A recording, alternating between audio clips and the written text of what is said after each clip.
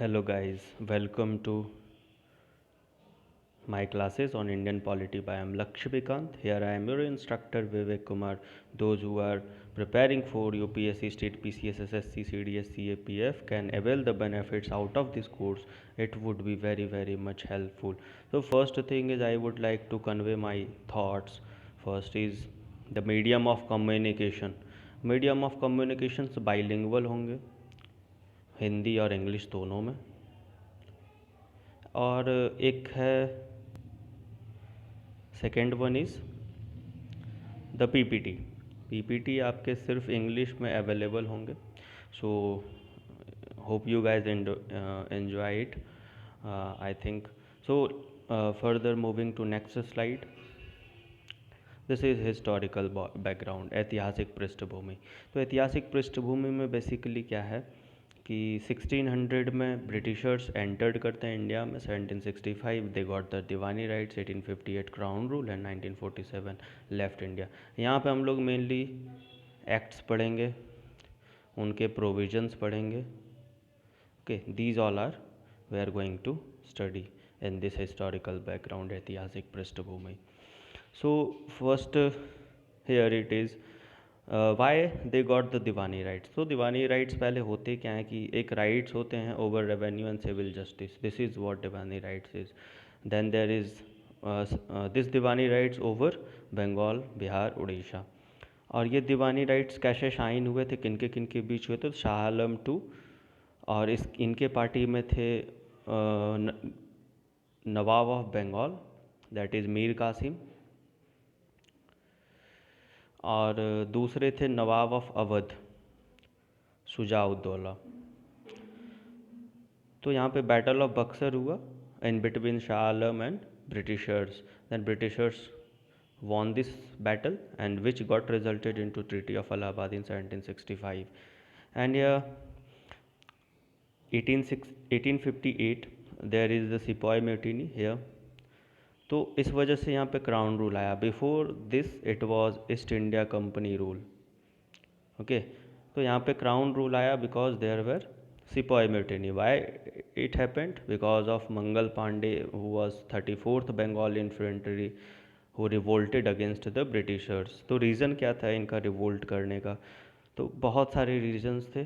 First is discrimination, भेदभाव। दूसरे racial arrogance और racial discrimination. Okay, third is and one of the most prominent reason is religion. तो religious sentiments hurt हुए थे मुस्लिम और हिंदू दोनों के। कैसे हुए थे? मुस्लिम जब वो ग्रीस कैटरीज एक बंदूक होते थे तो उसको जो फायर तभी किया जा सकता था जब उसको मुंह से उसके फैट को काटा जाए। तो मुस्लिम्स के प्रति था कि वो पिग फैट है और हिंदू समझते थे वो कॉ फैट है, और ये दोनों के मीट जो है वो फैट्स वगैरह हिंदू सेंटिमेंट्स के अगेंस्ट थे। इस वजह से इंस्टेंट रिवोल्ट हुआ विच finally culminated into lots of violence. So here in 1946 further points. In 1946 Constituent Assembly formed. On 26th of November 1949 it got adopted. In our preamble प्रस्तावना में क्या लिखा? We do hereby adopt, enact and give to ourselves this constitution. And then there is on January 26th of 1950 constitution अस्तित्व में आया।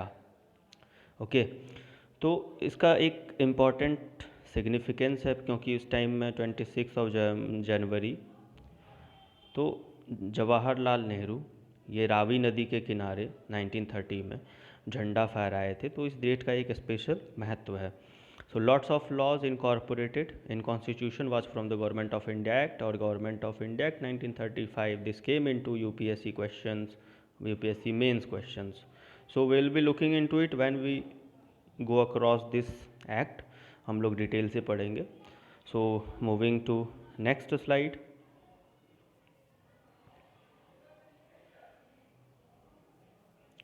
This is overview of whole the nation's lessons. The company rule 1773 to 1858, the Crown's rule 1858 to 1947. These all the acts which was made by the Britishers: Regulating Act, Amending Act, Pitt's India Act, Charter Act, so Government of India Act, Indian Council Act, Government of India Act, and then Indian Independence Act. We will be looking these acts one by one. So moving to next slide. This is the company rule, and under it, Regulating Act of 1773. What all are the provisions under the Regulating Act of 1773 is that Governor of Bengal became Governor General of Bengal. First Governor General of Bengal was Warren Hastings, which was assisted by 4 members of executive councils, and Bombay and Madras kept under it. Then second one, supreme court established हुई कलकत्ता में 1774 में. First chief justice बने sir Elijah Impey. वो supreme court 1+3. Right now what is constitution 1+33. Okay. Then it prevented corruptions also. How it prevented corruptions? Because servants of East India Company were debarred of indulging into any private company. Plus में कोई भी आप gifts नहीं लेंगे, ये सबसे मना किया गया था उन्हें, उनके सर्वेंट्स को, कंपनी के सर्वेंट्स को. So here these kind of the options were taken into considerations for the prevention of corruption. So fifth point is Court of Directors, which became the governing body of the company. It strengthened actually British government. So next act, Amending Act of 1781. This is also called Act of Settlement. This exempted the Governor General of Bengal, council, servants of company, and then revenue matters out of the purview of jurisdiction of Supreme Court. Okay. तो supreme court के न्यायिक क्षेत्र से इन लोगों को बाहर रखा गया ताकि वो लोग उसके न्यायिक मामले के अंदर नहीं आए. Then there were the supreme court to administer personal laws. Hindu का एक अपना लॉज था, मुस्लिम का एक अपना लॉज था, दोनों का सुप्रीम कोर्ट एडमिनिस्टर करेगी. Then there appeals. But right now high court से अगर जब आपको अपील करना है तो आप सुप्रीम कोर्ट में जाएंगे, but during that time high court से आपको अपील करना है तो आप direct governor general in council जाएंगे, ना कि supreme court. So this were the loophole during that time. And अगर जब प्रोविंशियल कोर्ट का कोई लॉ भी होगा तो वो फ्रेम करेंगे governor general in council. So this was the moving further into our next slide, the company rule. This all is the company rule actually. So here it is Pitt's India Act of 1784. तो court of directors बने commercial bodies के लिए, and board of control for the political affairs. This is called double government. We और would be looking dyarchy also. तो dyarchy क्या होता है? Basically transferred subjects as well as reserve subjects. Provincial states का transferred subjects में बांटा गया और रिजर्व सब्जेक्ट्स में बांटा गया. तो ये हम लोग पढ़ेंगे गवर्नमेंट ऑफ इंडिया एक्ट 1919 में. बट डबल गवर्नमेंट और dyarchy is different terms. Double government is for the court of directors और board of control. Then it empowered board of control to direct civil and military government और revenue of the British position. This is the British position. First time it came into this act, और यहाँ से supreme position और ज़्यादा supreme position हो गया company का. So moving to next act, this is act of 1786. This is the demand of Cornwallis during this time that हमको commander in chief बना दीजिए, हमको पावर दीजिए कोई भी काउंसिल्स के डिसीजन को ओवरराइड करने का. तो इस डिमांड का कुछ प्रभाव पड़ा. सो वो प्रभाव नेक्स्ट एक्ट में पड़ा. This is the act, charter act of 1793. तो ये क्या किया कि ओवरराइडिंग पावर जो है ऑल फ्यूचर गवर्नर जनरल्स को प्रोवाइड करा दिया, एक्सटेंड करा दिया. सो ये उसी का परिणाम था. More powers to the governor general of Bengal, subordinate कर दिया गया बॉम्बे और मद्रास को. Then it extended trade for another 20 years for the East India Company, and it prohibited to be a member of governor general of council, commander in chief को ये prohibit कर दिया कि आप इसके काउंसिल के मेंबर नहीं हैं, so that they can function independently और वो रिवोल्ट को सप्रेस कर पाएँ और कोई भी प्रेशर हो उसको डील कर पाएँ. This is the basic idea behind it. There is staff and member of board of control to be paid out of India's exchequer. So this is there. तो यहाँ से ही ड्रेन ऑफ वेल्थ की theory start होती है. Drain of wealth which was given by दादा भाई Naoroji. Okay, दादा भाई नौरोजी के द्वारा दिया गया था ये paid out of the India's revenue और India's exchequer. So this is there, this was there. So moving to next slide, this charter act of 1813. तो ये चार्टर एक्ट ऑफ 1813 बेसिकली क्या था कि it abolished trade monopoly of Indian, okay, it abolished trade monopoly of east India company. तो 1800 में क्या चल रहे थे ब्रिटेन में कि there were lots of competition, lots of private institution were very aggressive towards coming India and exploiting its resources. तो बहुत सारे प्राइवेट कंपनी होने लगे, वो लोग गवर्नमेंट पे प्रेशर बनाने लगे, तो गवर्नमेंट ने अलाउड कर दी कि आप जो है जाके वहाँ पे भारत में ट्रेड कर सकते हैं.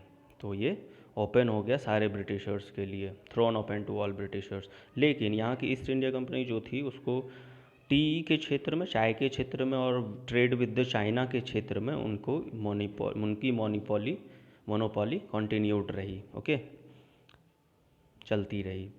Then this crown asserted sovereignty over company's territory that is India, allowed Christian missionary. So Christian missionary का ब्रिटिशर्स के द्वारा क्या पर्पस था लाने का कि वो एनलाइटनमेंट करेगा, मतलब सब जगह ज्ञान का प्रचार करेगा, ये सब this that. But the real motive by our historians, India's historians, was this came for the cultural imperialism, that is सांस्कृतिक साम्राज्यवाद करने के लिए आए थे.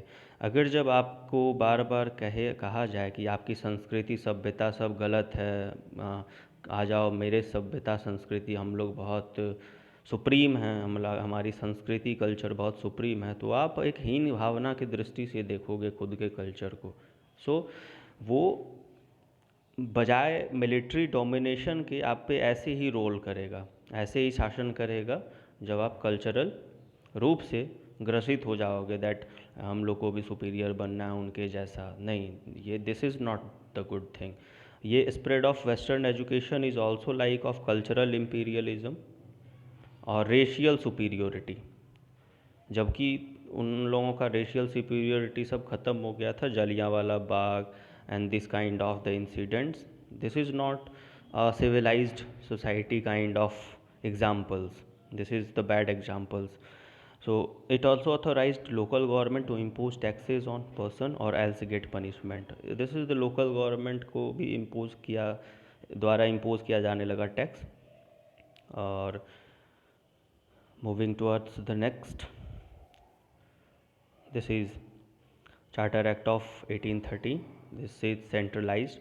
तो सेंट्रलाइजेशन की टेंडेंसी 1773 से स्टार्ट हो गई, ये अपने एक्सट्रीम और चरम सीमा पे पहुंच गया 1833 में.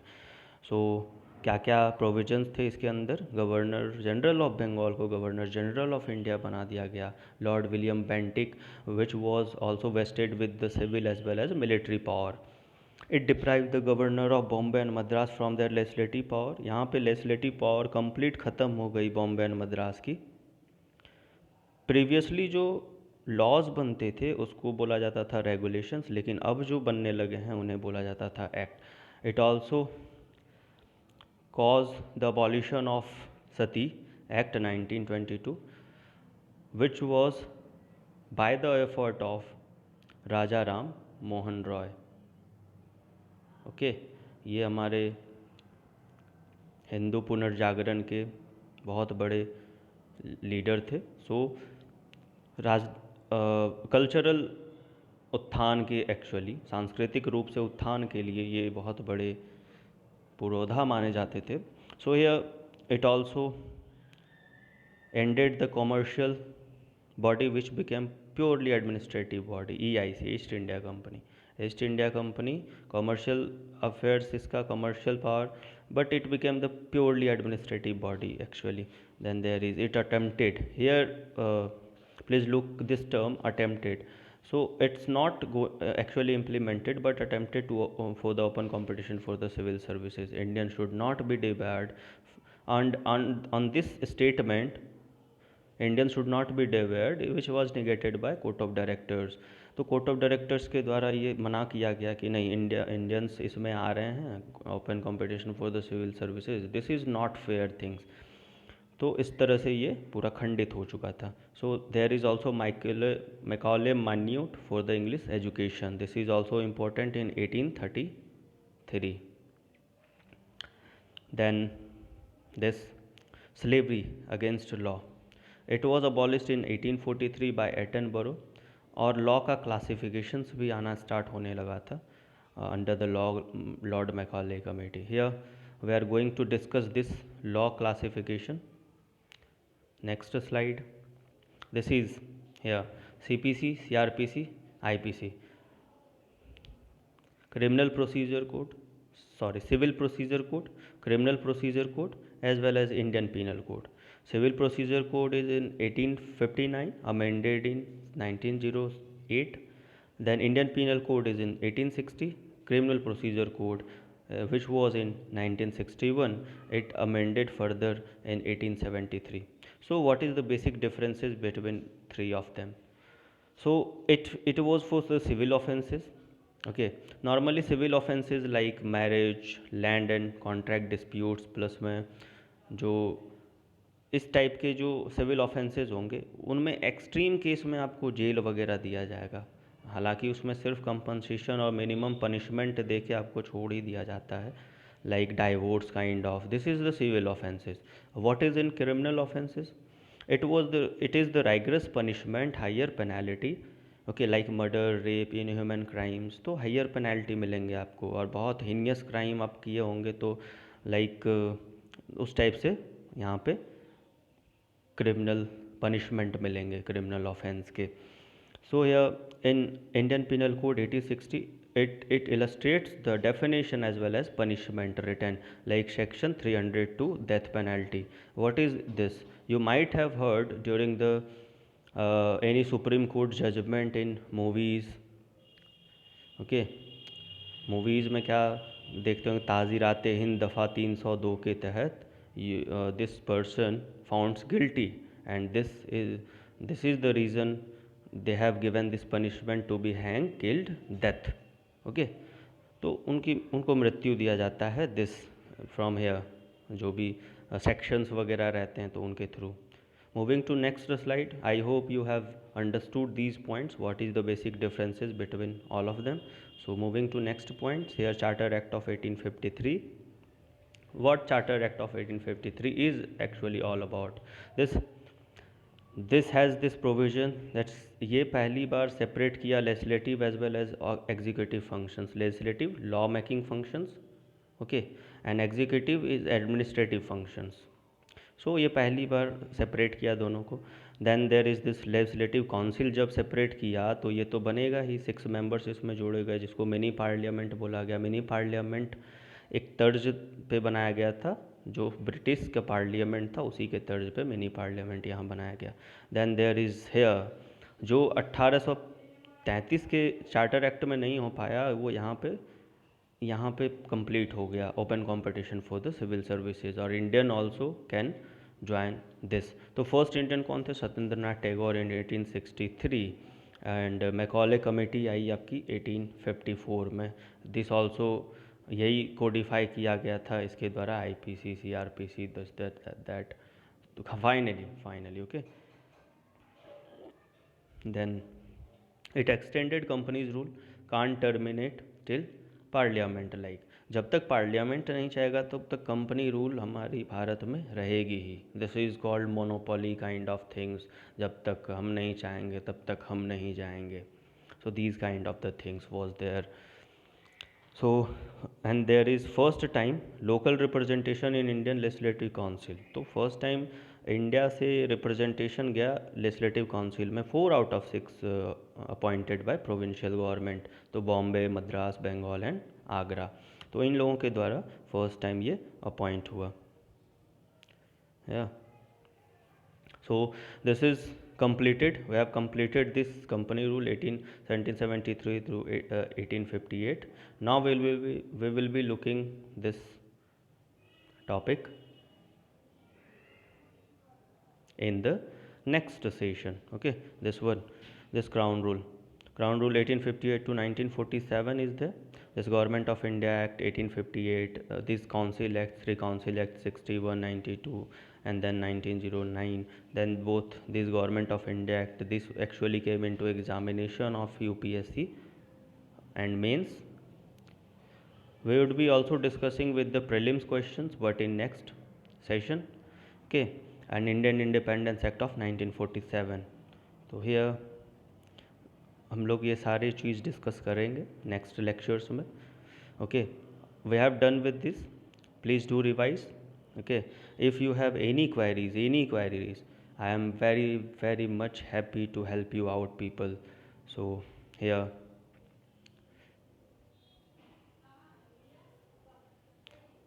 this, तो Indian polity by M. Lakshmikant series would be continued. Okay, and please avail the benefits out of it, and if any queries would be there, please do comment in the comment sections so that I could reply there. And please, thanks for indulging me. So stay tuned for the further lectures. Please do subscribe, hit the like button. If you have loved this channel, if you have loved this lecture, actually we would be discussing more interesting lectures. Thank you for indulging me, thank you for making me a part of it. So thank you all of you, stay tuned, thank you.